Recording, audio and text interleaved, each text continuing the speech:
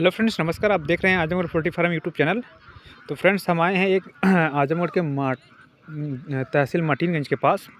यहाँ पे एक पोल्ट्री फार्म है। ये फ्री रेंज की फार्मिंग करते हैं। आप देख सकते हैं ये मुर्गियाँ हैं, अंदर बत्तख भी हैं और उधर जो है तालाब भी है, मछली पालन भी है। तो ये जिनका फार्म है वो है नहीं, कहीं गए हैं किसी काम से। तब ये कच्चा फार्म बनाए थे। अभी क्या इनको समझ में आ गया कैसे फार्मिंग करते हैं, तो इन्होंने ये देखिए पतरा उतरा सब गिरवा लिए हैं। अब ये पक्का सेट बनवाएंगे। तो हम इधर से गुजर रहे थे, तो ये हमसे जो है संपर्क में रहते हैं।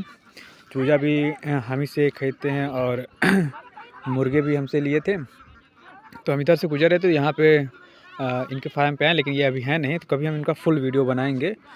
मछली पालन भी करते हैं और बत्तख भी है और मुर्गी भी है। ये अंडा दे रही है मुर्गियाँ। तो यही है फ्रेंड्स, हम इनका कभी फुल वीडियो बनाएंगे इनका। तो वीडियो अच्छी लगे तो वीडियो को लाइक करें, चैनल में पहली बार चैनल को सब्सक्राइब करें। धन्यवाद।